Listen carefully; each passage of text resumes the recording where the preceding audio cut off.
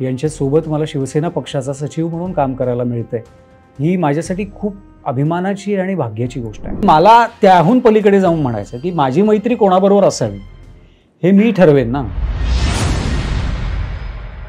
बाळासाहेबांची शिकवण आहे की 80% समाजकारण आणि 20% राजकारण हे जर का प्रत्येकाने केलं तर आपल्याला सगळ्यांना बोटं दाखवायची वेळच येणार नाही. मी 365 दिवस वर्षाची दारं उघडं बघितली सर्वसामान्य लोकांसाठी. माझ्या आयुष्यात जे काही चांगलं घडलं ते ऑल बिकॉज ऑफ स्वामी. जेव्हा तुम्ही इतरांचे मीडिएटर होता ना, तेव्हा देव तुमच्यासाठी पण कोणीतरी मीडिएटर बनवून ठेवलेला असतो. नमस्कार, मी सुशांत शेलार. नवीन कॉन्टेंट पाहण्यासाठी इट्स मज्जा मराठीला सबस्क्राईब करायला विसरू नका आणि लाईक पण करा. हॅलो, हाय, नमस्कार. मी मज्जा गर्ल अंकिता लोखंडे. मज्जाचा अड्डा या कार्यक्रमात तुमच्या सगळ्यांचं स्वागत.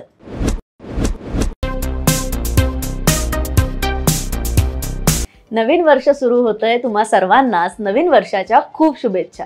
मज्जाचा अड्डा या नवीन वर्षात पहिला कलाकार कोण असणार आहे याची उत्सुकता सगळ्यांनाच होती.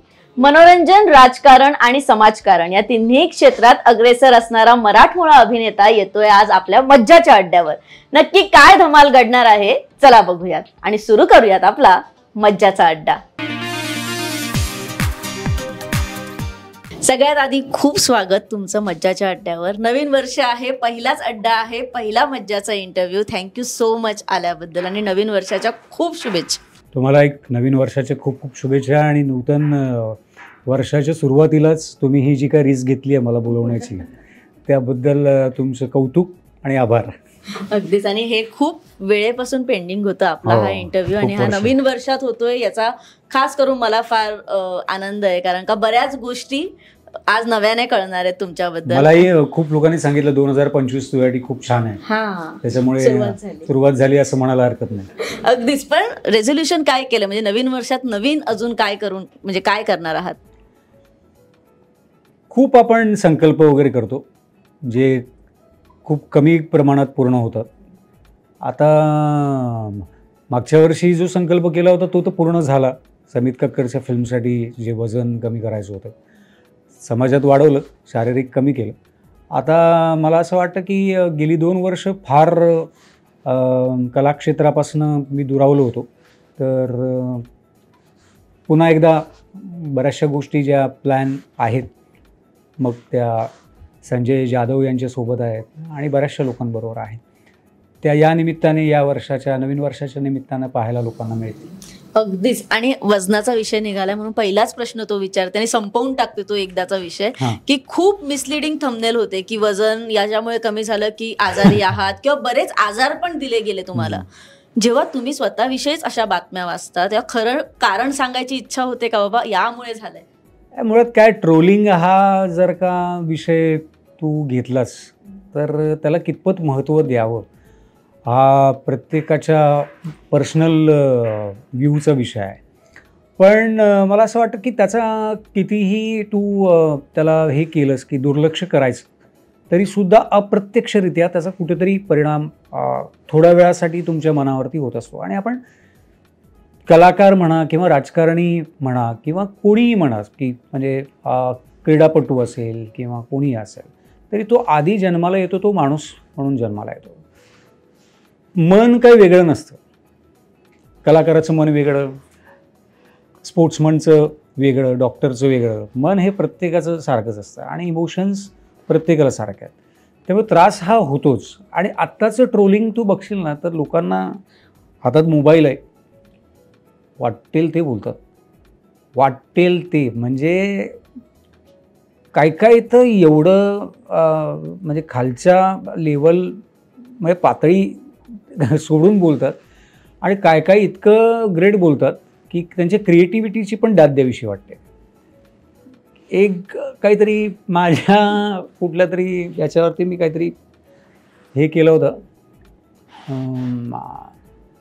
त्याच्यावरती एकाने कमेंट केली होती की अरे बाबा आधी काहीतरी खातपीत जा. असं कसं काय सुचू शकतं? सो असे पण काही क्रिएटिव्ह लोक पण आहेत. पण मला असं वाटतं की लोकांनी पण थोडासा विचार करायला पाहिजे, कारण तुमच्याच आजूबाजूला सुद्धा या गोष्टी घडत असतात. तुमच्या बाबतीत सुद्धा या काही गोष्टी घडल्या आणि तुम्हाला असं ट्रोल केलं, म्हणजे ॲक्सेप्टेड की वी आर पब्लिक प्रॉपर्टी, पण आम्ही त्याच वेळेला तुम्हाला मायबाप रसिक प्रेक्षक म्हणतो. तर आम्हाला मायबापांकडनं हां, तुम्ही कान उघडणी करा, तुम्हाला एखादं काम नाही आवडलं, तुम्ही टीका टिप्पणी करता, त्या सगळ्या गोष्टी ॲक्सेप्टेबल आहेत. पण तुम्ही इतक्या हीन दर्जाला जाऊन जेव्हा व्यक्त होता किंवा ट्रोल करता, आता की काय काय लोकांनी तर पेड हे अकाउंट्स हे करून ठेवलेले आहेत, फेक अकाउंट्स आहेत. त्यामुळे त्यांचे जेव्हा आम्ही बघतो अकाउंट जाऊन, एखाद्याचे 2 फॉलोअर किंवा एखाद्याने ब्लॉकच केलेलं असतं. त्यामुळे हे लोकांनी बसवलेली पण लोक आहेत आणि जी कोणी लोक विकृती कुठेतरी थांबली पाहिजे असं मला वाटतं. पण अगदीच ते सगळं एका बाजूला, पण वजन फार छान कमी झालंय. तर हेल्दी टिप्स काय आहेत, म्हणजे कशामुळे हे खरंच वजन कमी झालंय? नाही, माझं वजन कमी केलं मी ते एका सिनेमासाठी केलं आणि त्याच्यानंतर मला ग्लुटनची ॲलर्जी डिटेक्ट व्हायला वेळ लागला आणि त्याच्यात जवळजवळ 5 वेळा माझं फूड पॉयझनिंग झालं आणि ते कळतच नव्हतं की कारण रेग्युलर आपण चपाती तर खातो, वडापाव तर खातो. त्यामुळे ते कळायचं नाही की काय आपण वेगळं असं काय करतोय. आणि त्याच्यानंतर मग माझ्या डॉक्टरांनी मला सजेस्ट केलं की इंटॉलरन्स टेस्ट आपल्याला करावी लागेल. ती पण 2 वेळा फेल गेली आणि थर्ड टाईम मला जे काही 7-8 गोष्टी आल्या, त्याच्यामध्ये गहू आहे, मैदा आहे, ब्रेड आहे, पाव आहे, बटाटा आहे, मशरूम आहे, सगळ्याची ॲलर्जी आहे, आता झाली आहे म्हणजे. आणि त्याच्यामुळे ते फूड पॉयझनिंगमुळे अजून माझा वेट लॉस झाला, जो तू आता 2-3 महिन्यांपूर्वी जेव्हा मला ट्रोल केलं त्यावेळेला तो एकदमच हे होता आणि आता ते हळूहळू ग्रॅज्युअली ते वजन वाढायला सुरुवात झाली. अगदीच. पण हा माझा एक छोटासा शेवटचा प्रश्न, नंतर टीम म्हणजे विचारेलच. आता नवीन वर्षात कोणत्या सिनेमातून किंवा कोणत्या माध्यमातून आम्हाला सुशांत शेलार बघायला मिळणार आहे? नाही, मला असं वाटतं की देवाच्या कृपेने मला दोन्ही माध्यम जी आहेत, समाजकारण आणि आमचं कलाक्षेत्र, या दोन्ही ठिकाणी काम करण्याची संधी लहानपणापासून मिळाली. आणि माननीय शिवसेना मुख्य नेते ज्यांच्यासोबत मी जोडला गेलो आहे, एकनाथजी शिंदेसाहेब यांच्यासोबत मला शिवसेना पक्षाचा सचिव म्हणून काम करायला मिळतं आहे, ही माझ्यासाठी खूप अभिमानाची आणि भाग्याची गोष्ट आहे. कारण काय होतं की तुम्ही एखाद्या इतक्या मोठ्या व्यक्तीसोबत काम करत असताना तुमची महाराष्ट्रभर तुमचा परिचय होतो, महाराष्ट्रभर तुमचा एक कनेक्ट होतो आणि तुम्ही कुठेही असलात तरी तुमच्याशी परिचित असलेली जी लोकं आहेत, मग ती तुमची मित्रमंडळी असतील किंवा तुमच्या परिचयातली किंवा तुम्हाला कॉन्टॅक्ट करू शकणारी सर्वसामान्य लोकं असतील, यांच्यापर्यंत तुम्ही त्यांना हवी असलेली मदत या माध्यमातून पोचवू शकता. मग ते आणि आपण बघितलं आहे 24/7 जर का कोणी काम करणारा मुख्यमंत्री महाराष्ट्राने पाहिला असेल तर ते एकनाथजी शिंदे साहेब आहेत. आणि त्यांच्यासोबत काम करण्याचे हे जे संस्कार त्यांच्याकडून आले आणि त्यांची जी पद्धत आहे काम करण्याची ती कुठेतरी मिळाली, शिकायला मिळाली. आणि त्या अनुषंगाने समाजकारणामध्ये तर डेफिनेटली 2025मध्ये जसं 2 वर्ष किंवा त्याच्या आधीही काम केलं आहे, तसंच 2025मध्ये लोकांना काम करताना मला पाहता येईल. आणि 2 वर्ष जो गॅप घेतला आहे तो कालच मी एक टीजर पोस्ट केला आहे. सो त्यानिमित्ताने पुन्हा लोकांना घरोघरी मी पाहायला मिळेन आणि मी सुद्धा लोकांना घरोघरी जाऊन भेटण्यासाठी खूप इच्छुक आहे. पण सर, या मध्यंतरी काळात 2 वर्षाचा पिरियड जो तुम्ही म्हणता, या 2 वर्षाच्या काळात तुम्हाला कोणत्या चित्रपटांसाठी असेल, मालिकांसाठी असेल, वेबसिरीजसाठी असेल, नाटक असेल, ऑफर आल्या नाहीत का? किंवा आल्यात तर तुम्ही स्वीकारल्या नाही? नाही, काय होतं की एका वेळेला आपण कुठल्याही म्हणजे शिवसेना सचिव ही खूप मोठी जबाबदारी आहे आणि ज्या पद्धतीने 2 वर्षात तुम्ही शिवसेनेचं काम पाहिलं माननीय एकनाथजी शिंदेसाहेब यांच्या नेतृत्वाखाली, तर त्यावेळेला आपण कुठेतरी जी जबाबदारी आपल्याला दिली आहे ती शिकण्याचा, मी तर पेलणं तर खूप मोठी गोष्ट आहे, ती शिकण्यासाठी वेळ दिला पाहिजे. जसं आपण एखाद्या डॉक्टर होण्यासाठी पण आपण 5 वर्ष देतो, ॲक्टर होण्यासाठी सुद्धा तुला एकांकिका, नाटक, मालिका, चित्रपट आणि शिकतच असतो कलाकार. तर आणि राजकारणात किंवा समाजकारणात पण तसंच आहे. एव्हरीडे तुला काही ना काहीतरी शिकायला मिळतं. तर त्या 2 वर्षामध्ये आपल्याला जर का ते करायची इच्छा आहे आणि आपण हक्काने ती जबाबदारी साहेबांकडनं घेतली आहे, तर त्याला तितका वेळ पण देणं गरजेचं आहे, अशी माझी वृत्ती आहे. सो ते शिकण्यासाठी मी पूर्णपणे अजूनही शिकलेलो नाही आहे. मी एव्हरीडे शिकणारच आहे त्याच्यात सुद्धा. सो त्यावेळेला आपण कुठेतरी मडलं शूटिंग करतोय आणि आपल्याला कुठली तरी एक जबाबदारी दिली, मग ते इतरही पक्षातले ज्येष्ठ नेते आहेत ज्यांच्या मार्गदर्शनाखाली मी काम करतो. मग ते पक्षाचे सचिव आहेत, संजय मोरे आहेत, आमचे श्रीकांतजी शिंदे साहेब आहेत, नरेश म्हस्के आहेत, राहुल शेवाळे आहेत. हे सगळीच मंडळी जी आहेत त्यांच्यासोबत मला काम करण्याचा योग येतो. आणि त्यावेळेला त्यांनी आपल्याला आवर्जून फोन केला, मी मडलं शूटिंग करतोय. आणि मग काय होतं का ना, तुमची द्विधा मनस्थिती होते. मग तू डिरेक्टरला सांगूही शकत नाहीस. आणि ॲक्टर ही अशी कमिटमेंटची गोष्ट आहे की तुझ्यासोबत तू एकदा तारीख दिलीस की तुझ्याबरोबर असलेले सगळे सहकलाकार, तुझ्याबरोबर असलेले सगळे लाईटमन, तुझ्याबरोबर असलेले सगळे स्पॉट बॉय, हे सगळे लोक त्या एका दिवसाच्या शूटिंगवरती किंवा त्या नाटकाच्या प्रयोगावरती अवलंबून असतात. तर तू सांगितलंस की मला आता जायचं आहे, तर तुझी रिप्लेसमेंट नाही होऊ शकत. प्रकाश एक काम कर ना, तू आज माझ्या वाटचा हा सीन करून घे, असं नाही होत. त्याच्यामुळे मला जितका वेळ देता आला किंवा अजूनही मॅक्सिमम वेळ, कारण ती जबाबदारी आपण घेतली आहे तर आपण ते ॲक्सेप्ट केलं आहे, तर आपण तितका वेळ दिला पाहिजे. गेली 30 वर्ष मी चित्रपटसृष्टीमध्ये लहानपणापासून काम करतो आहे आणि मला ही पॅशन आहे. आणि देवाच्या कृपेने मला असं वाटतं की हे जे काय होतं आपल्याकडनं जी काही मदत होते लोकांना, तर वी आर अ मीडिएटर. शेवटी तो ठरवत असतो कोणाकडनं करून घ्यायचं. आणि मी अशा व्यक्तीसोबत जोडलं गेलो की माझ्याकडून त्या गोष्टी देवाच्या कृपेने होतात. तुम्ही राजकीय क्षेत्रातील तुमच्या कामाबद्दल इतकं प्रामाणिकपणे भरभरून बोलता, त्याचं खरंच कौतुक आहे आणि तुमचं ते काम दिसतं. तर सोशल मीडियाद्वारे किंवा तुम्ही फिजिकली पण तुमच्या को ॲक्टरची असेल, कलाकार मित्रांची असेल, तितक्याच प्रामाणिकपणे बाजू घेता. कोणता प्रसंग ओढावून आला की त्यांच्यासाठी धावून जाता. अलीकडेच आत्ता सध्याच्या काळात विषय गाजणार आहे म्हणजे प्राजक्ता माळीचा. तिच्यासाठी पण तुम्ही एक छान पोस्ट लिहिली, तिची बाजू घेतली. तर आज जर या अड्ड्यावर व्यक्त व्हायचं असेल तर काय व्यक्त व्हाल? मुळात प्राजक्ता माळी म्हणजे तसं कलाक्षेत्रातलं एक आत्ताच्या ह्याच्यातलं एक चांगलं मोठं नाव आहे. पण प्राजक्ता माळी आणि मी इतकं काही काम एकत्र केलं नाही आहे. एक सिनेमा सोडला संघर्ष नावाचा, तर आम्ही काही एकत्र काम केलं नाही किंवा आमची अशी काही रेग्युलर ग्रुपमध्ये आम्ही एकत्र आहोत वगैरे असं काही नाही. पण मला असं वाटतं की माझ्या जवळची किंवा माझ्याशी ओळख असलेली किंवा माझी मैत्रीण आहे किंवा माझा मित्र आहे म्हणूनच मी त्याची बाजू घेईन अशी माझी वृत्ती नाही. कारण कलाक्षेत्र ज्या क्षेत्राने मला नाव दिलं, मला ग्लॅमर दिलं, मला माझं ओळख दिली, त्या रंगभूमीला आम्ही दैवत मानतो. आणि आज मी जो कोणी आहे तो कलाक्षेत्रामुळे आहे. आणि त्या क्षेत्रामध्ये काम करणारे सगळेच लोक ही माझी एक काय म्हणता येईल त्याला, एक फॅमिली आहे. तर त्याच्यात कुठल्याही व्यक्तीला जर का अशा पद्धतीनं कोणीही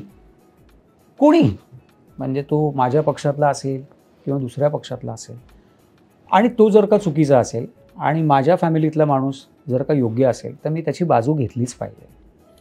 आणि जर का 2 कुटुंब आहेत, माझा परिवार शिवसेना हा देखील माझा परिवार आहे, त्याला जर का माझ्या कलाक्षेत्रातला कोणीतरी ट्रोल करत असेल किंवा चुकीचं बोलत असेल तर त्यावेळेला मी माझ्या ह्या कुटुंबातल्या सदस्याच्या पाठीशी उभं राहणं ही तितकंच माझं कर्तव्य आहे.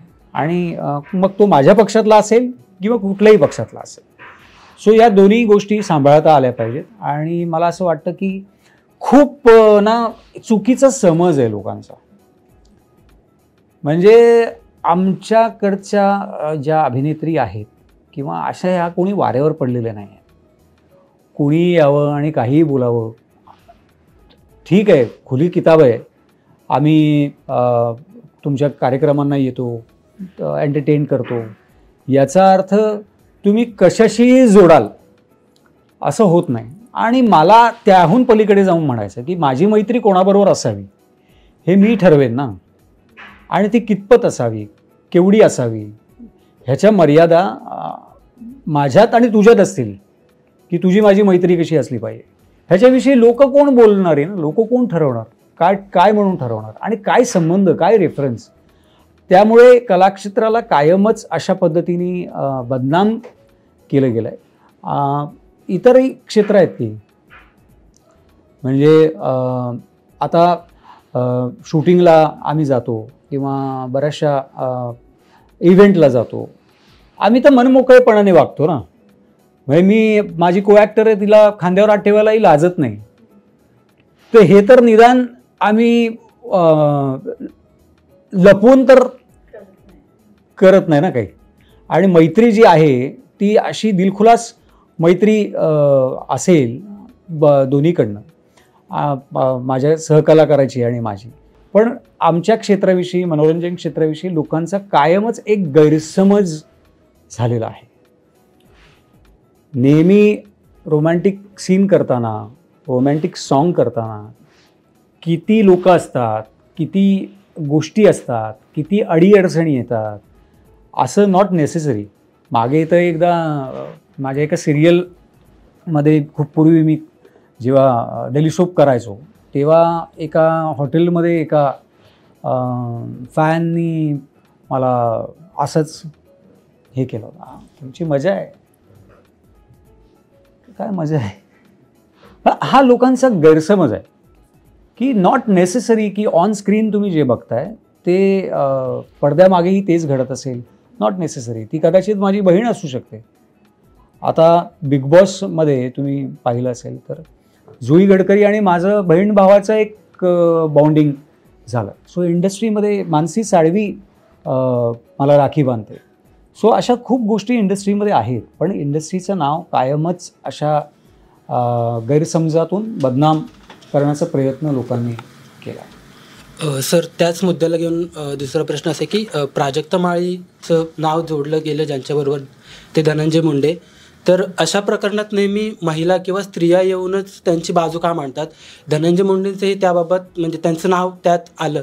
तर धनंजय एक पुरुष म्हणून आणि या इंडस्ट्रीतला एक कलाकार म्हणून तुम्हाला असं नाही वाटत का की धनंजय मुंडेंनी त्यांची बाजू येऊन सांगावी की नक्की काय होतं. कारण की फक्त प्राजक्ता माळीने ते पत्रकार परिषद येऊन तिची बाजू सांगितली. तर पुरुष म्हणून आणि कलाकार म्हणून तुम्हाला धनंजय मुंडेंनी पण त्यांचं वक्तव्य किंवा काहीतरी मत देणं गरजेचं होतं असं वाटत नाही का? आत्ताची राजकीय परिस्थिती जी आहे त्याविषयी खूप मोठा विषय जो आहे तो मार्गी लागणं हे तितकंच महत्त्वाचं आहे.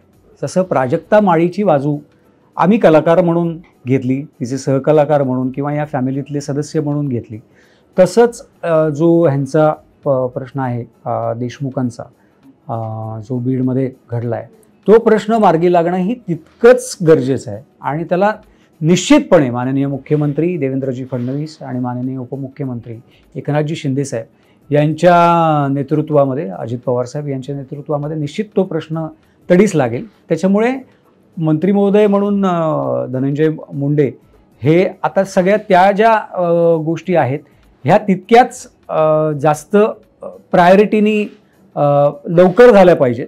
त्याच्यामुळे मला असं वाटतं की याविषयी भाष्य करण्यासाठी आम्ही सगळी जी लोक होतो त्यांनी ती भूमिका योग्य रीतीने बजावली. आता त्या देशमुखांना आणि ते जे कुटुंब आहे त्यांना न्याय मिळवून देणं हे जास्त महत्त्वाचं आहे. नेहमीच काय होतं की जेव्हा कलाकार एक वेगळ्या क्षेत्रात असतो त्यानंतर ते बॅलन्स करणं खूप कठीण जातं. हे आता आपल्याला प्रत्येक उत्तरातून कळतंय की खूप कठीण जातं की म्हणजे मुख्यमंत्री साहेबांचा फोन आला, तुम्ही मडमध्ये शूट करतोय असं नाही सांगता येणार प्रत्येक वेळेला. पण प्रत्येक कलाकाराच्या मनात एक भीती असते की मी रोज नाही दिसलो तर लोक मला विसरणार नाही ना, ही एक भीती असते. मग ते कोणत्याही क्षेत्रात असू दे, ते सोशल मीडियावर असू दे किंवा मालिका, फिल्म्स, ही भीती आहे का की मी आता राजकारणात इतका अग्रेसर आहे किंवा मी इतकं काम करतोय छान, पण मी माझ्या कलाक्षेत्रापासून लांब आहे, लोक मला विसरली तर, असं होतं? फॉर्च्युनेटली असं झालं की मी जे सिनेमे केले होते ते या 2 वर्षात रिलीज झाले. म्हणजे सेम टाईमला धर्मवीर आला, त्याच्यानंतर मी एक वितोबा नावाचं एक सिरियलमध्ये एक कॅमिओ केला. तो एक 5-6 दिवसाचाच होता. अगेन मी दिसलो. त्याच्यानंतर माझी रानटी नावाची फिल्म झाली होती आणि ती थोडी थांबली होती कारण समितचा ॲक्सिडेंट झाला होता. मग रानटीचं प्रमोशन सुरू झालं. सो फॉर्च्युनेटली 2 वर्षामध्ये त्या गोष्टी 6-6 महिन्यानंतर आल्या. त्याच्यामुळे लोकांना सुशांत शिलार काम जरी करत नसलो तरी दिसत राहिलो. आणि मला असं वाटतं की तुम्ही काय काम करून ठेवता ना त्याच्यावरती खूप डिपेंड करतं. माझ्या सुदैवानं माझ्या आयुष्यात दुनियादारी आली. माझ्या सुदैवानं माझ्या आयुष्यात क्लासमेट आली. माझ्या सुदैवानं मी देऊळबंद नावाचा सिनेमा केला, धर्मवीर नावाचा सिनेमा केला. आणि माझ्या सुरुवातीच्या काळात ज्या सिरियल होत्या ते इतक्या गाजल्या, या गोजीरवाण्या घरात आजही लोक मला पारस म्हणून हाक मारतात. त्याच्यामुळे ती भीती तितकीशी वाटत नाही. आणि पूर्णपणे आपण रिटायर नाही झालो आहे, त्याच्यामुळे लोक विसरतील असं नाही, पण तो गॅप कुठेतरी तुम्हाला भरून काढता आला पाहिजे. त्याच्यामुळे मला असं वाटतं की आधीची जी पुण्याई आहे ती कुठेतरी आता कामाला येते. सर, समाजात आणि कला विश्वात तुमचं समाजकार्य आम्हाला सगळ्यांनाच माहिती आहे. काय सांगाल या अनुभवाबद्दल? मला असं वाटतं की समाजकार्य करायची ही प्रत्येकाचीच इच्छा असते. प्रत्येकाला असं वाटतं की आपल्या आयुष्यात काहीतरी आपल्याकडनं चांगलं घडावं. मी ट्रस्ट या गोष्टीवरती करतो की मी माझ्या आयुष्यात माझ्या आईवडिलांच्या आशीर्वादाने आणि स्वामींच्या कृपेने मी इथपर्यंत येऊन पोचलो. आणि आपण कोणीही नाही आहोत. आपण मातीतून जन्माला येतो आणि परत मातीतच जातो. सो कोणीही म्हणजे हा माज करू नये की हे मी केलं. तो जो वरचा आहे तो ठरवतो की हे ह्याच्याकडून झालं पाहिजे. आणि आपण माध्यम असतो आणि तेच माध्यम जे आहे ना ते माध्यम असल्यामुळे आणि मी शिंदे साहेबांबरोबर जोडलेलो असल्यामुळे ह्या गोष्टी सगळ्या माझ्याकडनं होतात. आणि मी स्वतःला मीडिएटर समजतो. त्यामुळे मी समाजकारण करतो किंवा माझ्याकडून या गोष्टी होतात आणि मी ह्या गोष्टी केल्या असं मी अजिबात मानत नाही. पण माणूस आहे, देव नाहीये. प्रत्येक गोष्ट आपण कोणाची नाही पूर्ण किंवा प्रत्येक वेळेला आपण नाही धावून जाऊ शकत. तर असं कधी झालंय का की खरंच तिथे गरज होती आणि करायचं असूनही ते काम झालं नाही आणि ते खंत राहते, रात्री झोप नाहीत की शिट मी तिथे पोहोचू शकलो असतो किंवा मी ते करू शकलो असतो, पण काही कारणास्तव ते नाही झालं, असं नाही होतात ना अशा गोष्टी. कारण आपण काय वेळेला कुठेतरी कमी पडतो. आपल्याला मदत करायची खूप इच्छा असते, सगळी सोंगं आणता येतात. काही वेळेला पैशाचं आपल्याला तितकं हे नाही करता येत. मॅक्झिमम टाईम आपण प्रयत्न करतो, पण काही फेक मदत पण मागितली जाते. आता इंडस्ट्रीमध्ये अशी खूप लोकं आहेत जी त्यांना माहिती आहे तू 1 वेळा करशील, 2 वेळा करशील, पण सातत्याने तो जर का आपल्यावरतीच अवलंबून राहायला लागला तर कुठेतरी आपल्यालाही हात आकडता घ्यावा लागतो. तेव्हा वाईट वाटतं की अरे मी मदत नाही करू शकत आहे. पण कुठेतरी थांबणं पण गरजेचं असतं, कारण त्याला जर का आपल्या त्या मदतीची सवय लागली तर तो कामच करणार नाही. त्यामुळे कुठेतरी थांबावी लागतं आणि कुठे पोचता येत नाही आणि कुठे करता येत नाही. त्याच्यामुळे खंतही वाटते. सर, इंडस्ट्रीतील विशेषतः मराठी इंडस्ट्रीतील बरेचसे कलाकार राजकारणात प्रवेश करताना दिसत आहेत. तर यामागे नेमकं काय कारण असावं? तुमचं यावर काय मत आहे? मला असं वाटतं की करावं, पण त्या भूमिकेशी प्रामाणिक राहावं. तुम्हाला त्या पक्षाची तत्त्व, त्या पक्षाचा जो एक भूमिका आहे ती पूर्णपणे पटली असेल तरच त्या पक्षामध्ये या. तुम्हाला केवळ काहीतरी वेगळा पॉईंट ऑफ व्ह्यू डोक्यात घेऊन राजकारणामध्ये किंवा त्या पक्षामध्ये येऊ नये. कारण त्या पक्षाची भूमिका, त्या पक्षाची तत्त्व, त्या पक्षाच्या ज्या काही इतर गोष्टी आहेत त्या सगळ्या गोष्टी तुम्हाला सांभाळता आल्या पाहिजे. आणि त्याशी तुम्ही एकरूप असाल तर निश्चितपणे मला असं वाटतं की प्रत्येकाने राजकारणात यावं. कारण बाळासाहेबांची शिकवण आहे की 80% समाजकारण आणि 20% राजकारण हे जर का प्रत्येकाने केलं तर आपल्याला सगळ्यांना बोटं दाखवायची वेळच येणार नाही. प्रत्येकाच्या हातून काहीतरी एक समाजकारण घडेल. पण सर याच्याशीच निगडीत एक प्रश्न आहे. कलाकार जेव्हा राजकीय क्षेत्रात प्रवेश करतो तर त्याच्याकडे बघण्याचा दृष्टिकोन बदलतो लोकांचा, किंवा ट्रोलिंग तर हा मुद्दाच आहे, पण एका राजकीय क्षेत्रात प्रवेश केल्याच्या नंतर एखाद्या कलाकाराने मत मांडलं तर त्याच्यावर मग अनेक प्रश्न उद्भवतात.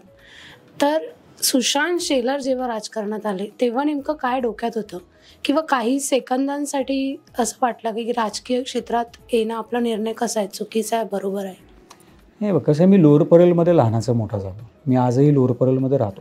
त्याच्यामुळे मुळात त्या गिरणगावामध्ये प्रत्येकाच्याच घरात शिवसेना आपोआपच जन्माला येते. त्याच्यामुळे मी जेव्हा जन्माला आलो तेव्हा माझ्याबरोबर ते धनुष्यबाण पण माझ्यासोबतच होतं. आणि मी वयाच्या 9व्या वर्षी हिंदुहृदय सम्राट बाळासाहेब ठाकरे यांना भेटलो. आणि मी तेव्हापासून वामनराव महाडिक साहेब यांच्या प्रचार मध्ये पण मी होतो जेव्हा मी 9 वर्षाचा होतो. त्याच्यानंतर मग गणपत कदम काका जेव्हा महानगरपालिकेला निवडणुकीला उभे, त्यांच्या सगळ्या प्रचारामध्ये पण मी होतो. दत्ताजी नलावडे साहेब यांच्या मार्गदर्शनामध्ये मी बऱ्याचशा गोष्टी शिकायला मिळाल्या. सो वयाच्या 9व्या वर्षापासून हा सगळा प्रवास सुरू झाला. त्यामुळे तेवढं विचार करायची हेच नव्हती, अक्कलच नव्हती की आपण राजकारणात आलो हे योग्य आहे का अयोग्य आहे. आणि तो प्रवास मग सुरू झाला. आणि असं झालं की मग माझ्याशी संबंधित जी लोकं होती कला क्षेत्रातली, ती लोकं सांगायची अरे असा असा प्रॉब्लेम झाला. मग मी माझ्या कुठल्या तरी माणसाला फोन करायचो आणि तो प्रॉब्लेम सॉल्व्ह व्हायचा. असं वाटायचं आपण काहीतरी सॉलिड केलं आहे, अरे हे सॉलिड आहे. आणि ते लोक पण खुश व्हायचे सेटवरचे, अरे सुशांतने केलं.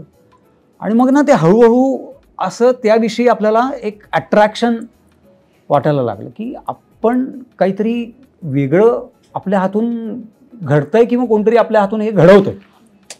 सो आपण सातत्याने हे करत राहिलं पाहिजे. आणि ती मजा आली.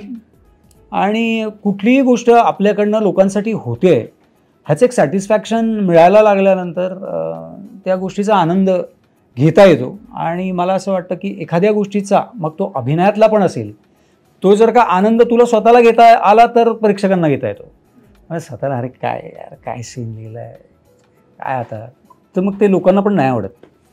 त्याच्यामुळे एखादी गोष्ट जर का तुला सॅटिस्फाय करत असेल तर मग माझा डिसिजन योग्य आहे असं मला वाटतं. आणि दोन्ही क्षेत्रामध्ये माझी मित्रमंडळी इतके आहेत कलाक्षेत्रात, ते मला वारंवार मी ॲक्टर आहे याची जाणीव करून देतात. संजय जाधव आहेत, सुनील भोसले आहेत, गिरीश मोहिते आहेत, समित कक्कड आहे.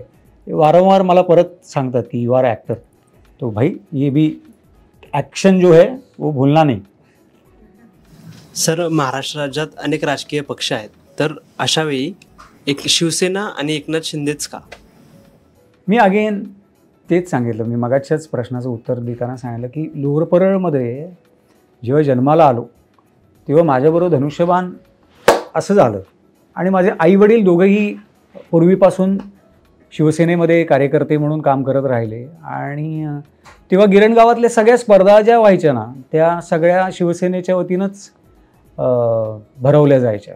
मग ती नृत्य स्पर्धा असेल किंवा प्लॅटफॉर्म जो एक उपलब्ध व्हायचा तो बऱ्याचशा गणेशोत्सव मंडळं किंवा या सगळ्या जे उत्सव जे आहेत ना ते सगळे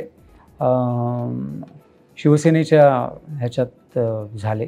आणि 2009 साली जेव्हा मी बाळासाहेब ठाकरे यांचं आशीर्वाद घेण्यासाठी मातोश्रीवरती गेलो होतो तेव्हा पहिल्यांदा माझा आणि शिंदेसाहेबांचा परिचय तिथे झाला. बाळासाहेबांच्या समक्ष पहिल्यांदा मी त्यांना भेटलो. सो कदाचित ते एक योग होता. आणि त्याच्या पुढे साहेबांसोबत जोडला गेलो. आणि 2 वर्षामध्ये अगेन मी देवासोबतचं काम केलं असं म्हटलं तर वावगं ठरणार नाही. अगदीच हाच प्रश्न होता माझा की मगाचपासून प्रत्येक उत्तरात त्यांचा उल्लेख आहे शिंदे साहेबांचा. खूप शिकलात त्यांच्याकडून. एखादी आठवण आवर्जून सांगावीशी वाटते की तो माणूस किती ग्रेट आहे, तर या कारणासाठी ग्रेट आहे? मुळात ग्रेट हा शब्दच कमी पडेल असं मला वाटतं. कारण तो स्वतःलाच तो माणूस ग्रेट समजत नाही. ते अजूनही स्वतःला कार्यकर्ता समजतात. मी त्यांना रात्री 3, 3:30, 4, 4:30 वाजता पण काम करताना बघितलं आहे. आणि त्या माणसाला मी कधीही कंटाळलेलं किंवा अरे आता बस झालं यार असं मी बघितलं नाही. त्यांना माणसं आवडतात, त्यांना माणसांना भेटायला आवडतं, त्यांची कामं करायला आवडतात, त्यांच्यासाठी रात्री अपरात्री कोणालाही फोन करायची त्यांची तयारी असते. म्हणजे एक साधी गोष्ट मी सांगतो तुला, गणपतीमध्ये इतके कलाकार कधीच तुम्ही वर्षावरती बघितले नसतील, इतके शेतकरी मंडळी तिकडे बघितली नसतील, इतकी जी कोणी मुलं आहेत लहान लहान ज्यांच्यावरचं छत्र हरपलं आहे त्यांना कधी वर्षाची दारं अशी उघडी केलेली बघितली नसतील. हे तुम्ही फक्त गणपतीत बघितलं. मी 365 दिवस वर्षाची दारं उघडं बघितली सर्वसामान्य लोकांसाठी. आणि तिकडे लोकांना मी चहा पिताना पाहिलं आहे, नाश्ता करताना पाहिलं आहे. सगळ्यांचा पाहुणचार, प्रत्येकाला सगळ्या गोष्टी मिळतायत की नाही याच्या सगळ्या इन्स्ट्रक्शन्स ह्या माननीय मुख्यमंत्री एकनाथजी शिंदे साहेब यांनी दिलेल्या होत्या. आणि मी रात्री 3:30 वाजता एका दुर्गम गावातून आलेल्या आदिवासी कुटुंबातल्या 2 व्यक्तींना साहेबांच्या अँटी चेंबरमध्ये भेटताना मी माझ्या डोळ्यांनी पाहिलं आहे स्वतः, कारण मी स्वतः तिथे होतो. आणि काय असेल त्या लोकांच्या मनात, त्यांना 3:30 वाजता रात्री साहेब भेटले. बघ त्यांचं काम काय होतं मला माहीत नाही, पण मी त्यांना स्वतः भेटताना पाहिले. काही कोणाची ओळख नाही, काही नाही, ते आले होते, थांबले होते, सगळ्यांची कामं होत होत होत होत जशी आली तशी 3:30 वाजता त्यांना भेटले. सो हे काहीतरी ना दैवी शक्ती आहे असं मला वाटतं. हे सर्वसामान्य माणसाचं काम नाही, पण तरी ते स्वतःला कार्यकर्ता समजतात. त्याच्यामुळे मला असं वाटतं की ग्रेट हा शब्दच कमी पडेल. जेव्हा माणूसच स्वतःला एक कार्यकर्ता समजतो तेव्हा आपण काय बोलावं त्या माणसाविषयी. त्याच्यामुळे मला असं वाटतं की दिस इज मॅजिक. आणि हे महाराष्ट्राला 2.5 वर्ष त्यांचा कार्यकाळ अनुभवायला मिळाला, ही फार मोठी गोष्ट आहे. सो आभार मानायचे तर परमेश्वराचे आभार मानायला पाहिजेत की त्यांच्यासोबत काम करायची संधी मिळाली. अगदीच. पण लहानपणापासून राजकारणात आहात, म्हणजे मग ती प्रचार सभा असू दे किंवा अन्य काही उपक्रम असू दे, लहानपणापासून आपलं असतं की मी मोठा झालो ना मी एक देशाचं असं करेन. प्रत्येक व्यक्ती जेव्हा लहान असतो तेव्हा मुख्यमंत्री बनायचं स्वप्न असतं की मी मुख्यमंत्री झालो ना मी असं करेन तसं करेन. मुख्यमंत्री नाही पण आता या पदावर आहात, सचिव आहात, असं कुठेतरी प्रत्येक रात्री झोपताना वाटतं की या देशाचं माझ्या हातून असं घडू दे, किंवा या देशात जर काही बदल मला घडवायचा असेल महाराष्ट्रात तर तो माझ्या हातून घडू दे. असा कोणता बदल तुम्हाला घडवायचा आहे? मला ना नेहमी असं वाटत आलं आहे खूप आधीपासून, आपण नेहमी ना विरोधक म्हणतो सगळीकडे. म्हणजे महानगरपालिका असेल किंवा अगदीच आमचं तू चित्रपट महामंडळ घे किंवा नाट्य परिषद घे, आपण म्हणतो की विरोधक. का विरोधक? ते पण निवडून आलेत. सो त्यांनी जर का अशीच भूमिका जर का बजावली ना की this is good for state आणि this is good for our city किंवा दिस इज गुड फॉर हे माझं चित्रपट महामंडळ आहे, ह्याचे चांगल्याचे निर्णय घेतात नाही लोक.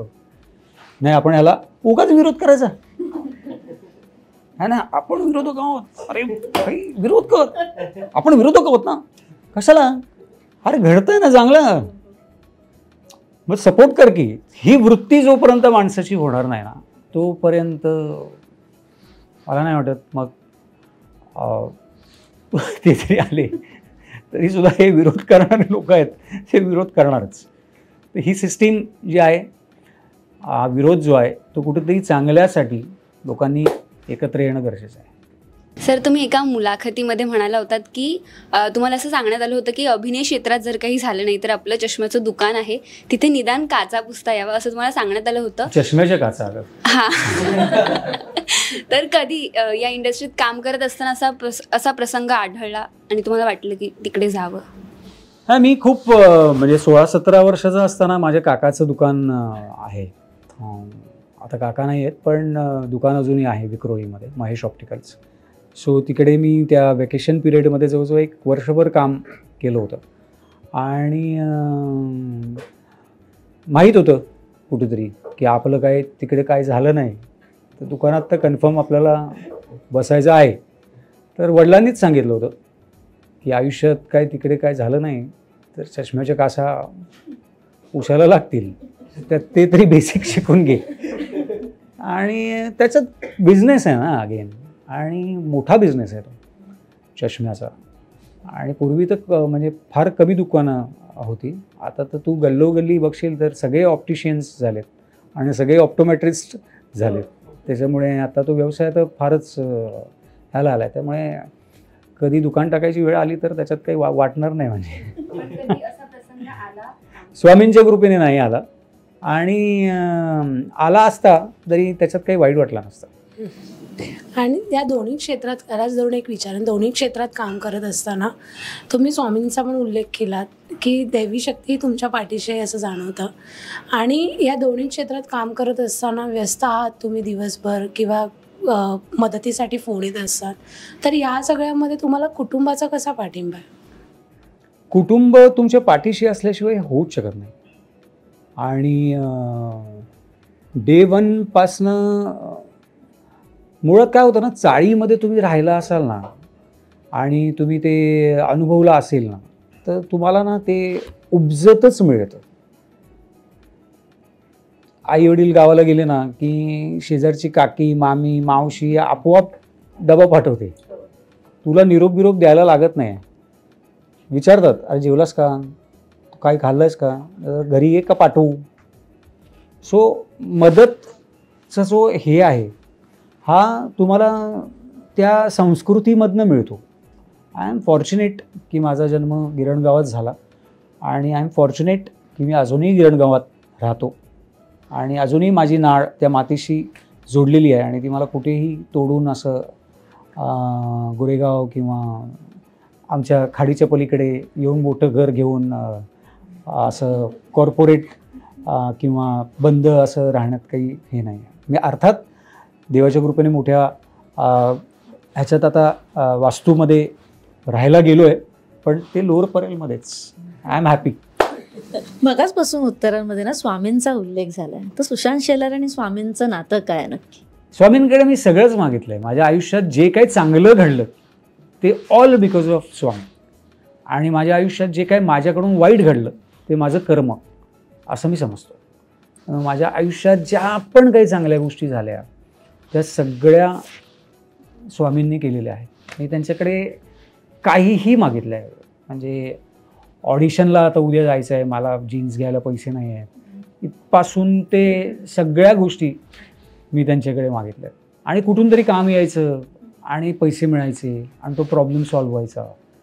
अशा सगळ्याच गोष्टी दत्त महाराजांच्या कृपेने, स्वामींच्या कृपेने माझ्या आयुष्यात झाल्या. आणि आत्ताही जे काही चांगलं माझ्या आयुष्यात घडतं आहे ते महाराजांची कृपा, आणि अगेन आईवडिलांचे आशीर्वाद, सद्गुरूंची कृपा आणि तुमचं कुलदेवतेचा आशीर्वाद तुमच्यासोबत असणं फार गरजेचं असतं योग्य ट्रॅकवरती येण्यासाठी. का ट्रॅकवरती आल्यानंतर मग ठरवायचं आपल्याला डोंबिवली फास्ट पकडायची आहे का कल्याण स्लो पकडायची आहे. मी तरी स्लो पकडली, कारण फास्टचं काय कधी अपघात होऊ शकतो. पण सगळ्यांच्या मदतीला धावून जाणारा सुशांत शेलार जेव्हा त्याच्यावर वाईट प्रसंग येतो किंवा वाईट काळ येतो, एखादा आला असेल ह्या तुमच्या संपूर्ण कारकिर्दीत, तर तो कोणता होता आणि त्याच्यातून तुम्ही कसं म्हणजे पुढे आलात त्याच्यातून कसं? जेव्हा तुम्ही इतरांचे मीडिएटर होता ना, तेव्हा देव तुमच्यासाठी पण कोणीतरी मीडिएटर बनवून ठेवलेला असतो, आणि त्या ह्याच्याने तो माणूस उभा राहतो आणि त्या परिस्थितीतनं तुम्हाला तो बाहेर काढतो. त्याच्यामुळे मला असंख्य वेळेला माझ्या क्षेत्रामध्ये पण चढउतार खूप वेळेला पाहिले, आणि रिलेशन खूप मॅटर करतं कुठल्याही क्षेत्रामध्ये. तुम्ही कोणाबरोबर कसे संबंध ठेवता, मग तुम्ही जेव्हा थोडेसे हे होता तेव्हा त्यांच्याबरोबर कसे वागता, त्याच्यावरती बऱ्याचशा गोष्टी डिपेंड करतात. कलाक्षेत्रात तर असिस्टंट बरोबर कायम चांगलं वागायचं, कारण तो फ्युचर डिरेक्टर असतो. डिरेक्टरने तर तुम्हाला काम दिलेलंच असतं ना, त्यामुळे बाकीची जी मंडळी असतात ना ती खूप महत्त्वाची असतात. आणि मला मी जेव्हा नाटकात काम करत होतो तेव्हा मी पडद्यामागचं पण काम केलेलं आहे. आणि प्रॉपर्टी लावायचं पण काम केलेलं आहे. त्याच्यामुळे माझी ती जी एक हे आहे ना, ती पडद्यावरती जे दिसतात चमचमणारे, त्यांच्यापेक्षा पडद्यामागचे जे असतात राबणारे, त्यांच्यासोबत जास्त हे आहे, बाउंडिंग आहे. पण प्रत्येक वेळेला कसं होतं की कलाकार म्हटलं की बरेच जण आपल्याला बरेच प्रश्न विचारतात की तू माझा मित्र आहेस तर माझ्यासाठी हे कर, तू माझा मित्र आहेस तर माझ्यासाठी ते कर. आपण प्रत्येक वेळेला करतो, पण जसं आता आपलं खूप बोलणं झालं की मी प्रत्येक वेळेला धावून गेलोय. कधीतरी कसं होतं, माणूस म्हटलं की थोडंसं एक हवेत जाण्याचा एक काळ येतो की हां मी सगळ्यांसाठी सगळं करतोय असं होतं. सुशांत शर्माला खाली आणणारा तो व्यक्ती कोण आहे की बाबा तू जमिनीवर राहा जरा, तो व्यक्ती कोण आहे आयुष्यात? एक तर माझी आई आहे, ती मला कायम जमिनीवर आणण्याचा प्रयत्न करते आणि ती सांगते. हवा कोणाच्या डोक्यात जात नाही, मी पण माणूस आहे, माझ्याही डोक्यात हवा जात असेल, कधी पंक्चर पण होत असेल, तर मी देवाकडे तेवढीच प्रार्थना करतो, हवा गेली तर ती पंक्चर करत राहा. अगेन आई आपलं दैवत आहे आणि ती आई माझी हवा काढण्यामध्ये, माझी हवा काढण्यात तिला कळतं की याची हवा काढायला पाहिजे आता, त्यामुळे ती काढत असते हवा. आणि आपल्याला देव ठेच त्यासाठीच देतो, हवा निघते. त्यामुळे माझी तर अशी प्रार्थना राहील की ती हवा वारंवार निघत राहावी. खूप आधी स्क्रीन मिळत होते, आता कुठेतरी प्रमाण कमी झालंय, कारण का OTT फार जास्त प्रमाणात प्रेक्षक कन्झ्युम करतायत. त्यांना फिल्म बघायला जाताना थोडंसं ते लोक नाही, मराठी प्रेक्षक हिंदी पण बघतात, मराठी बघतात, इंग्रजी बघतात, तमिळ कळत असेल नसेल तरी बघतात, गुजराती बघतात, कुठल्या भाषा कळत नाही ते पण बघतात, हा कोरियन बघतात, कोरियनसाठी स्वतःला किडनॅप पण करून घेतात. सो अशी क्रेज आहे आपल्या महाराष्ट्रात. त्याला अरे मराठी कलाकारांविषयी तर म्हणजे काय सांगू तुला, असं कोणी बाजूनी जात काय आलंय, काय मराठी ॲक्टर आहे असं बोलतात. त्यामुळे अशा गोष्टींविषयी फार विचार केलेला बरं. थोडासा मुद्दा वेगळीकडे घेऊन जाते. इतकं सगळं समाजकारण करत असताना चिरायू हा एक उपक्रम समोर येतो, नवरात्री उत्सवातला एक उपक्रम समोर येतो, अजून किती उपक्रम सुशांत शेलार यांच्या डोक्यात आहेत आणि किती सक्सेसफुलपणे पार पाडायचे, अजून किती उपक्रम आहेत. चिरायू ही कॉन्सेप्ट जी आहे ती स्वर्गीय विनय आपटे यांच्या काळात त्यांच्या मार्गदर्शनाखाली सुरू झाली आणि तेव्हा सगळे दिग्गज मंडळी, नाना पाटेकर, त्यानंतर आत्ताच ज्यांचं निधन झालं मंगेश कुलकर्णी, ही सगळी मोठी मोठी मंडळी तेव्हा ते चिरायू करायचे. आणि 2006 साली ते पुन्हा सुरू व्हावं याच्यासाठी मला इच्छा होती की ते परत सुरू झालं पाहिजे, कारण मी कधी ते अनुभवलं नव्हतं आणि त्यावेळेला इतक्या काही या गोष्टी व्हायच्या नाही. गेट टुगेदर म्हणा किंवा एवढं सिनेमाचं प्रमोशन आणि या सगळ्या गोष्टी होत नव्हत्या. आणि ती कॉन्सेप्ट खूप छान होती की 31 डिसेंबर जसं लोक सेलिब्रेट करतात तसं आपण हिंदू नववर्षाचं स्वागत का करू नये. तर ते आवडलं आणि त्याच्यासाठी मग तो एक इनिशिएटिव्ह घेतला. त्याच्यात बदल नंतर प्रदीप मामा जे सुप्रसिद्ध नेपथ्यकार आहेत प्रदीप मुळे, त्यांच्याशी चर्चा केल्यानंतर एक गोष्ट लक्षात आली की नुसतंच सेलिब्रेशन आणि नुसतंच नवीन वर्षाच्या स्वागताची पार्टी नाही करायची, तर जे कधीच समोर आले नाही अशा लोकांना आपण पुरस्कार देऊन त्यांचा गौरव करायचा. मग तो आमचा ड्रेस दादा आहे, आमचा मेकअप दादा आहे, आमची हेअर ड्रेसर ताई आहे, मग आपला सेटिंगवाला दादा आहे, आपला चहावाला स्पॉट बॉय आहे. या सगळ्या लोकांना चिरायू नावाचा पुरस्कार द्यायचा आणि त्यांना तो पुरस्कार देऊन त्यांचा गौरव करायचा आणि नवीन वर्षाचं स्वागत करायचं. सो ही परंपरा 2006 पासून सुरू झाली आणि त्याच्यासाठी असंख्य ही जी काही कलाकार मंडळी माझ्या बरोबरची आहेत, प्रदीप मामा मुळे आहे, त्याच्यानंतर गिरीश मोहिते आहे, सगळीच मंडळी म्हणजे माझी मित्रमंडळी जी आहेत, अंकुश चौधरी आहे, जितू जोशी आहे, त्यानंतर पत्याकाका म्हणून प्रोडक्शनला असायचे, ते आता नाही आहेत आपल्यात, पण ते असायचे सोबत. सो अशी मिलिंद शिंगटे म्हणून माझा मित्र आहे शाळेपासूनचा. सो ही सगळी मंडळी मला सपोर्ट करत गेली इतकी वर्ष. आता पहिली 2 वर्ष कोविडची सोडली तर 15-16 वर्ष हा चिरायूचा पुरस्कार सोहळा पडद्यामागच्या कलाकार. अगदीच मला इथे थोडं कट करावं असं वाटतं. मला एक विशेष कौतुक आहे, कारण का गेल्या वेळेस आय गेस ती गुढी आपले जे तृतीयपंथी बांधव आहेत त्यांच्या हातून उभारण्यात आलेली. तर ही कल्पना किंवा ही संकल्पना नक्की कोणाची होती? दरवर्षी नवीन नवीन संकल्पना नवीन नवीन सुचत असतात आणि त्याच्यामध्ये सुमित पाटील नावाचा एक मित्र जोडला गेला आणि आपण नुसतंच तृतीयपंथी असं नाही तर अंध मुलांकडनं, त्याच्यानंतर गतिमंद मुलांकडनं असे विविध गोष्टी दरवर्षी काही ना काहीतरी वेगळं करण्यासाठी आपण चर्चा करतो आणि त्या चर्चेमधनं वेगवेगळ्या गोष्टी होतात.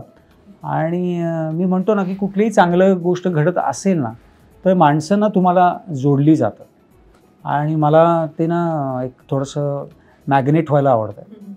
त्यामुळे वेगवेगळ्या गोष्टी, वेगवेगळ्या लोकांच्या संकल्पना, जसं सुमितचं मी नाव सांगितलं, असं प्रत्येक वर्षी कोण ना कोणतरी काही ना काहीतरी सुचवत असतं. पण ह्या वर्षीपासून कोणता नवीन उपक्रम आमच्या भेटीला येणार आहे किंवा असं काही ठरवलंय का? उपक्रम मागच्या वर्षीच आपण नवरात्रोत्सवचा सुरू केला, चैत्र नवरात्रचा. कारण काय होतं, समर्थ विजन म्हणून माझी इव्हेंट कंपनी आहे. तर इतकी वर्षांना लोकांचं, सगळ्या पॉलिटिशियन्स आणि या सगळ्या लोकांचे उत्सव बघून आणि त्यांच्यासाठी कार्यक्रम ॲज अ इव्हेंट कंपनी म्हणून केले, तर कुठेतरी ना कायम असं वाटायचं की लोकांना आपल्याला कायम बोलतात, हे सेलिब्रिटी लोक, यांना वेगळी ट्रीटमेंट, ह्या सेलिब्रिटी लोकांना VIP दर्शन, ह्या सेलिब्रिटी लोकांना आमकं, सेलिब्रिटी लोकांना तमकं. तर म्हटलं आपण सेलिब्रिटी म्हणून सार्वजनिक काय कधी करणार. आणि मला अभिमान आहे की मी हिंदू आहे आणि हिंदू धर्माविषयी मला खूप आपुलकी आहे आणि तो धर्म लोकांपर्यंत पोहोचावा असं माझ्या परीने मी प्रयत्न करत असतो. आणि गुढीपाडवा ही आपली संस्कृती आहे आणि चैत्र नवरात्र ही संकल्पना ठाण्यात खूप प्रचलित आहे. आणि धर्मवीर आनंद दिघे साहेब यांनी तो टेंबी नाक्याचा नवरात्रोत्सव किंवा चैत्र नवरात्रोत्सव ही परंपरा ठाण्यात नेहमी बघायचो, कारण मी ठाण्याचं जावई आहे, माझी बायको ठाण्याची आहे. त्यामुळे हे मुंबईत कुठेतरी सुरू झालं पाहिजे. आणि ही चर्चा मी अगेन शिंदेसाहेबांबरोबर केली आणि श्रीकांत शिंदेंना ती संकल्पना सांगितली आणि त्यांनी लगेचच होकार दिला की तू मुंबईमध्ये हे सुरू कर. त्यासाठी लताबाईंनी शिंदेसाहेबांच्या सौभाग्यवती त्यांच्या मार्गदर्शनाखाली ते जे पाठक गुरुजी आहेत त्यांच्या नेतृत्वात आम्ही नुसतंच नवरात्र नाही तर नवचंडी याग आपण करतो 9 दिवस. आणि तिकडे आपले सगळे कलाकार लोक, मानसी साळवी, शर्मिष्ठा राऊत, श्रेया बुगडे, योगेश शिरसाट, सुनील भोसले, संजय जाधव, हे सगळे लोक येऊन आणि प्लस तिकडचे आमचे लोरपरेल वरळी भागातली सगळी जे नागरिक आहेत ते सुद्धा नवचंडी यागाला येऊन त्यांचं ज्या काय मनोकामना आहेत त्याच्यासाठी तो याग ला येऊन बसतात. सो एक कलाकारांनी कुठेतरी सार्वजनिक उत्सव सुरू करण्याचा प्रयत्न केला आहे. मागच्या वर्षी त्याचं पहिलं वर्ष होतं, तर यावर्षी त्याचं दुसरं वर्ष आहे. त्यामुळे अजून जरा जास्त उत्सुक आहे. तेवढंच नाही, नवरात्र आहे, दहीहंडी सुद्धा आहे. तर मला ते लहानपणापासून बघायचो ना आणि लोकांचं इव्हेंट मॅनेज करत असताना आपण कधी करणार हे ड्रीम आपण बघत असतो कुठेतरी आणि ती इच्छा परमेश्वराच्या कृपेने पूर्ण होते. आणि कधीतरी म्हणतील की कलाकारांनी पण आमच्यासाठी काहीतरी केलं. कायम म्हणतात की अरे यांना VIP दर्शन, यांना असं तसं. तर आम्ही पण तुमच्यासाठी VIP दर्शन ठेवलं आहे, तर तुम्ही सगळ्यांनी या. अगदीच. पण असं नेहमी म्हणतात की वर्ष जेव्हा सुरू होतं तेव्हा त्याचे काही दिवस सुरुवातीचे छान बोलायचं किंवा घरातून सांगितलं जातं आज पहिला दिवस आहे, चांगलं करा बाबा, अभ्यास करा किंवा काम करा. आज दुसरा दिवस आहे आणि हा पहिला इंटरव्ह्यू आहे. आज इथे जर एक मॅनिफेस्ट करायचं असेल की या येणाऱ्या वर्षात मला अशा भूमिका मिळू देत, तर कशा भूमिका मिळू देत किंवा कोणती भूमिका तुमच्याकडे आली पाहिजे? काही गोष्टी करण्यासाठी ना तुम्हाला सिस्टीममध्ये राहावं लागतं. तर माझ्याशी संबंधित ज्या गोष्टी आहेत त्या म्हणजे मी ज्या ठिकाणी राहतो तिकडे पुनर्विकासाचा खूप मोठा प्रश्न आहे. कारण खूप गंमत वाटेल तुम्हाला किंवा अतिशयोक्ती वाटेल की माझ्या वयाचे किंवा माझ्यापेक्षा 2-4 वर्षांनी लहान असणारी जी काही माझी मित्रमंडळी आहेत त्यांची अजूनही लग्न झालेली नाही. आता तुम्ही म्हणाल की याचा आणि पुनर्विकासाचा काय संबंध, तर घर लहान असल्यामुळे ना कोण मुलगी द्यायला तयार होत नाही आणि मुलगी यायलाही तयार होत नाही. सो असे माझे खूप मित्रमंडळी आहेत. हा प्रश्न खूप हास्यास्पद किंवा हे उत्तर किंवा हा मुद्दा खूप असा तुम्हाला वरवरचा वाटेल, पण हा वरवरचा नाही आहे. मी आजही कितीतरी माझ्या मित्रांना जेव्हा बघतो, आज माझी मुलगी कॉलेजला आहे आणि माझे कितीतरी मित्र असे ज्यांची लग्न झाली नाही आहे. तर हा पुनर्विकासाचा प्रश्न जो आहे तो खूप मोठा आहे माझ्या विभागात. तर त्याविषयी मला त्या भूमिकेत जाऊन मला काम करायला आवडेल, म्हणजे त्या पुनर्विकासाचे प्रश्न सोडवण्यासाठी. तर त्याच्यासाठी अगेन त्या सिस्टीममध्ये तुला यावं लागेल. आणि मला असं वाटतं की बऱ्याचशा गोष्टी तुम्ही त्या एखाद्या ठिकाणी बसलात ना की तुम्हाला तो अधिकार प्राप्त होतो आणि तो अधिकार प्राप्त झाल्यानंतर त्या गोष्टी सोडवण्यासाठी तुम्ही अदरवाईज पण प्रयत्न करत असता. पण त्या ठिकाणी तुम्ही जोपर्यंत जाऊन बसत नाही ना तोपर्यंत ते फास्ट ट्रॅकवरती त्या गोष्टी तुम्ही नेऊ शकत नाही. तर त्या फास्ट ट्रॅकच्या भूमिकेवरती जाण्यासाठी मला कुठेतरी जाऊन बसावं लागेल. तर ते बसण्याची भूमिका जी आहे ती लवकर माझ्या आयुष्यात माझ्या जे वरिष्ठ आहेत ते मला संधी देतील अशी माझी इच्छा आहे. नक्की नक्की. आणि असं म्हणतात वास्तू तथास्तु म्हणते, आज तथास्तु बोलली असेल आणि हे सगळंच होणार आहे या येणाऱ्या. हा खूप प्रश्न आहेत, जसे माझ्या विभागातले आहेत तसे माझ्या क्षेत्रातले आहेत, मनोरंजन क्षेत्रातले. सो त्याचे सुद्धा प्रश्न सोडवण्यासाठी त्या ठिकाणी आता एक शेलार सांस्कृतिक मंत्री झालेले आहेत. त्याच्यामुळे मला असं वाटतं की तिकडचेही प्रश्न सोडवायला एक शेलार गेला तर प्रश्न लवकर सुटतील. अगदीच. मज्जाचा अड्डा शेवटच्या त्याच्या एका भागाकडे आला आणि आमचा एक सेगमेंट आहे बोलून तर बघ. तर आपण स्वतःशी फार कमी बोलतो. तर आज मज्जाचा अड्डा जर तुम्हाला एक संधी देत असेल स्वतःशी बोलण्यासाठी किंवा स्वतःला एखादा सल्ला देण्यासाठी, तर आज तुम्ही काय द्याल? काय नाही, जास्त भावनिक होणं टाळ, इमोशनल होऊ नकोस, थोडासा कठोर हो आणि जी सगळ्यांवरतीच पटकन विश्वास ठेवतोस तो जरा कमी कर, त्याच्यामुळे लोक विश्वासघात करणार नाही. हे उत्स्फूर्त होतं, मला माहीत नव्हतं.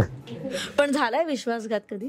हा, मी खूप असा ब्लंटली सगळं सांगतो आणि मला असं वाटतं काय फरक नाही पडत आहे, तर काय होईल, फार फार तर माझ्या मागे बोलशील ना, तोंडावर बोलायची तर हिंमत नाही तुझी, फार फार तर विश्वासघात करशील. पण त्यावेळेला खूप ना घरच्यांचं ऐकून घ्यावं लागतं की सांगत होतो किंवा सांगत होते अति हे करतोस तू, अति लोकांवर विश्वास ठेवतोस.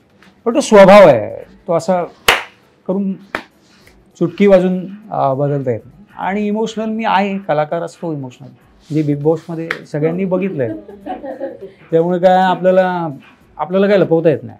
पण मला खूप सांगावं असं वाटतं, मी फार वर्षांनी तुम्हाला भेटते, जो बिग बॉसमध्ये एक इमेज पटकन तयार होते प्रत्येक कलाकाराची, कारण का पब्लिक प्रॉपर्टी असते असं आपण नेहमीच म्हणतो. सुशांत शेलारला खूप राग येतो, हे तेव्हा एक इमेज क्रिएट झालेली की बाबा केवढा रागावतो. पण आता जेव्हा मी तुम्हाला भेटते फार शांत स्वभाव झालाय किंवा फार शांतपणे तुम्ही ऐकून घेताय, बोलताय. तर हा बदल काळानुसार झालाय की या 2 वर्षात झाला? आणि ह्या 2 वर्षात झाला. आणि त्याच्या आधीची जी 2 वर्ष होती ना, जी आपल्याला खूप सगळ्यांना शिकवून गेली, कोविड, त्यामुळे आपल्याला ना खूप गोष्टी कळल्या की हे खरंच गरजेचं आहे का, हे खरंच रिक्वायर आहे का, आपण असं वागलंच पाहिजे का. सो कोविड आणि नंतरची आत्ताची ही जी 2 वर्ष राजकारणातली खूप शिकण्याच्या अनुषंगाने आणि खूप मिळतं शिकायला एव्हरी डे. आपल्यापेक्षा लोकांना खूप प्रॉब्लेम आहेत, त्यामुळे आपण ते बघतो ना तेव्हा असं वाटतं की आपण उगाच चिडतो. आणि राग आहे, मी थोडासा शॉर्ट टेम्पर्ड आहे, पण तितकाच जसा रागवतो तसाच शांतही होतो, पण त्या रागात इतका मोठा स्फोट झालेला असतो की नंतर विझवायला खूप वेळ लागतो. अगदीच. पण मज्जाचा अड्डा पहिलाच इंटरव्ह्यू नवीन वर्षातला आला, त्यासाठी खूप थँक्यू. आणि मज्जाकडून एक छोटंसं गिफ्ट आहे.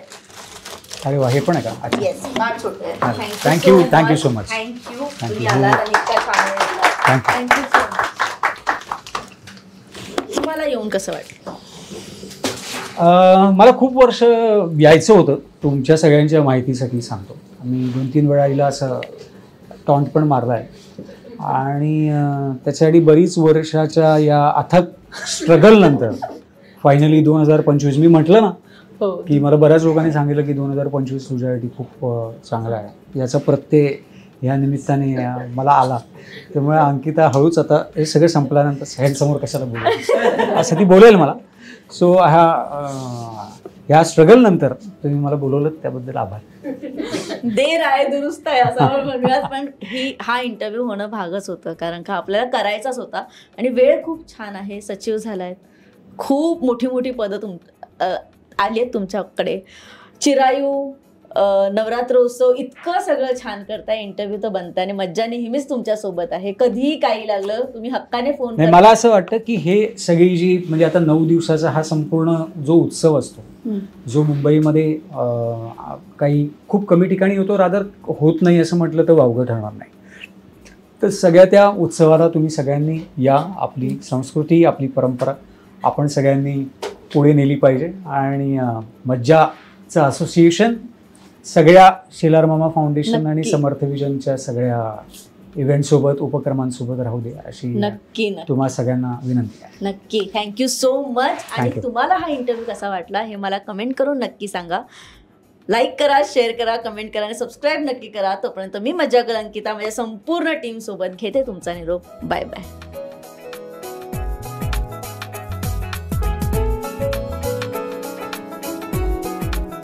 मराठी चित्रपटसृष्टीमधील latest update, original web series, shows, गाणी आणि एंटरटेनमेंटसाठी आमच्या चॅनलला सबस्क्राईब करा आणि बेल आयकन दाबायला विसरू नका.